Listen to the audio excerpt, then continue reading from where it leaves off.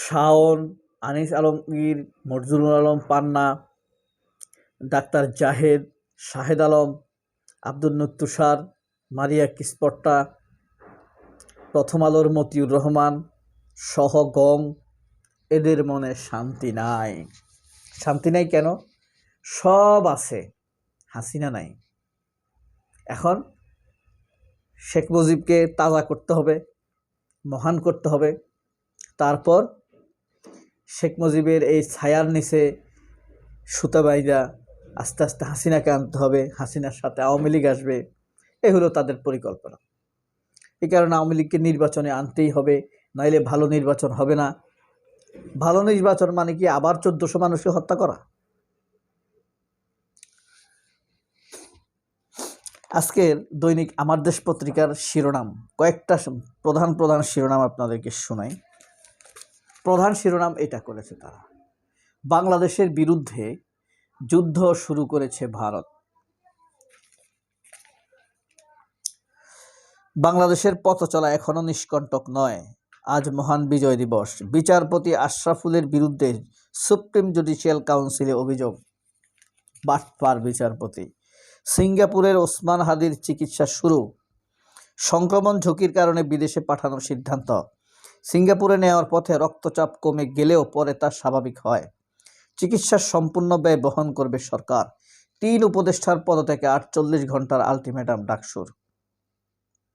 কঠিন ব্যাপার। কালকে সাদেক কায়েম পাশে রাইখা স্বরাষ্ট্র উপদেশ, এটা খুব সহজ বিষয় না। কিন্তু অ্যাডভোকেট গৌতম চক্রবর্তী এটার খুব তামাশা করেছে এটা নিয়ে। আমি এটাকে খুব সাহসী হিসাবে দেখছি। হাদি হত্যা চেষ্টা বিচ্ছিন্ন ঘটনা অতীতেও ঘটেছে। কুত্তার বাচ্চা নির্বাচন কমিশন এই কথা কইছে, মাদারচোদ। ওয়াজ মাহফিলের নিয়ন্ত্রণ চায় নির্বাচন কমিশন। জানুয়ারিতে নতুন বই পাওয়া নিয়ে শঙ্কা, হিসাব মিলাতে পারছে না মামলার তদন্তকারীরা। মামলার তদন্তের ডিবিতে দেওয়া হয়েছে ফয়সালের বান্ধবী রিমান্ডে। একটি দল দেশকে পচা আমলে ফিরিয়ে নিতে চায় জামায়াতের আমির ডাক্তার শফিকুর রহমান। এই যে বললাম, জুলাই বিরোধীদের মনে শান্তি নাই, ভারতের দালালদের মনে শান্তি নাই, প্রথম আলোর মতির মনে শান্তি নাই, আনিসুল হকের মনে শান্তি নাই। আনিস আলমগীর, আনিসুল হক দুইটা কিন্তু আলাদা। প্রথম আলোর যুগ্ম সম্পাদক হলো ম্যানেজারিয়াল এডিটর আনিসুল হক, তথাকথিত লেখক। আর আনিস আলমগীর সাংবাদিক, বলে আওয়ামী সাংবাদিক লীগ আশালি, সংক্ষেপে কি আশালি। আওয়ামী, আতে আওয়ামী, সাথে সাংবাদিক, লতে লীগ, আশালি। আবুল, আওয়ামী বুদ্ধিজীবী লীগ, আওয়ামী। আবুল, আ ফর আওয়ামী, বুদ্ধিজীবী ফর বু, লীগ ফর লি, আবুলি। মানে আবুল বলতে পারেন সংক্ষেপে, আওয়ামী বুদ্ধিজীবী লীগ। একটা এদের মনে শান্তি না থাকার কারণ কি জানেন? এদের ওই যে একটা জিনিস নাই, হাসিনা নাই। একবার এক বাদশাহ, এই বিষয়ে একটা গল্প বলি। বাদশাহ তার উপদেষ্টাকে ডাকলেন, ডেকে বললেন, এর আগে তিনি মানে হাঁটছেন, ছদ্মবেশে হাঁটলেন তার রাজদরবারে, বাইরে না, মানে কমিউনিটির তার প্রাসাদের মধ্যে হাঁটাহাঁটি করলেন। 600-700 কর্মচারী, তো দেখলেন সব হাসি খুশি। তো এসে সকালে তার উপদেষ্টাকে রাজদরবারের বৈঠকে জিজ্ঞেস করলেন, বলতো মানুষ এত হাসি খুশি থাকে কিভাবে? কিন্তু আমার মনে সুখ নাই, অথচ মানুষের অল্প বেতন, অল্প, খুব খুশি তারা। তখন তার উপদেষ্টা বলল, এটা যদি আপনি বুঝতে চান তাহলে আপনাকে 99 থিওরিতে যাইতে হবে। তো 99 থিওরি কি? উপদেষ্টা বলল যে একটি থলিতে উপরে লিখবেন 100 স্বর্ণমুদ্রা। থলির উপরে লেখা হলো কি 100 স্বর্ণমুদ্রা। সবার সামনে 100 স্বর্ণমুদ্রা আপনি রাখেন। সবাইকে ডাকেন আপনার প্রাসাদের, সবার সামনে গুনে গুনে 100টা স্বর্ণমুদ্রা ওই থলিতে রাখা হলো। আর থলির উপরে লেখা হলো 100 স্বর্ণমুদ্রা। তখন রাতে সেখান থেকে 1টি স্বর্ণমুদ্রা নিয়ে যাওয়া হলো। 99টি আছে। এখন সবাই তো দেখছে যে এই থলির মধ্যে 100টি স্বর্ণমুদ্রা আছে। এবার সবাই চলে গেল যার যার জায়গায়। রাতে কোনো এক খাদেমের দরজার সামনে ওই থলিটি রেখে আসা হলো।